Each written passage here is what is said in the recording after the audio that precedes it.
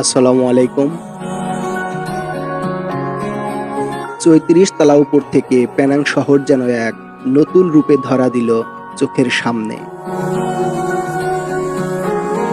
উঁচু ভবনের ছাদ থেকে দেখা যাচ্ছে যে শহরের প্রাণচঞ্চলতা। নিচে গাড়িগুলো চলাচল, দিগন্ত জুড়ে ছড়িয়ে থাকা দালান কোঠা, আর তারই মাঝে ছুটে চলেছে জীবনের স্পন্দন।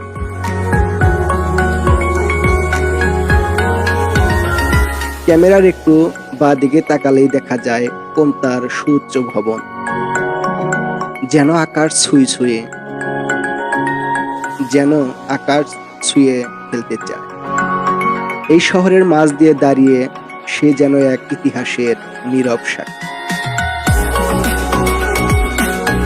আর ঠিক তার পাশ দিয়েই বিস্তৃত নীল সাগর, অত্যন্ত শান্তির প্রতীক। তরঙ্গগুলো দূর থেকে যেন হাতছানি দিয়ে ডাকছে, এসো আমাকে অনুভব কর। সাগরের জলরাশি সূর্যের আলোয় চিকচিক করে উঠছে, যেন প্রাকৃতিক রত্নের মতো ঝলমল করছে।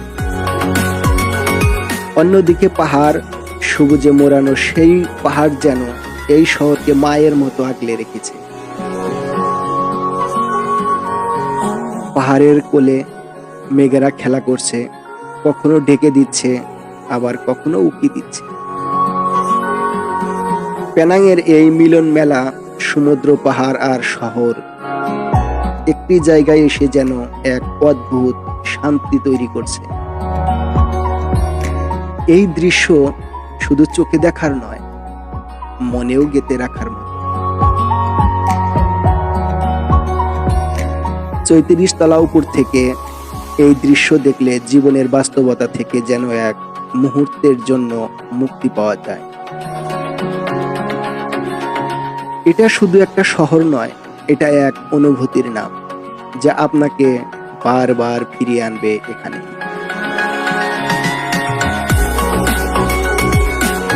নিচে তাকালেই দেখা যায় ছোট ছোট গাড়িগুলো চলাফেরা করছে, মানুষের ব্যস্ততা স্পষ্ট। আর তার মাঝখানেই মাথা উঁচু করে দাঁড়িয়ে আছে কোমতা। ওকে এত কাছ থেকে দেখে মনে হচ্ছিল যেন পেনাংয়ের হৃদয়ে দাঁড়িয়ে আছে। সোজা চোখ রেখে যখন ক্যামেরাটা ঘুরালাম, দেখি সাগর। একটা সময় আমি স্থির হয়ে গেলাম। সেই নীল সাগর, জলরাশি, যত দূর চোখ যায় শুধু জল আর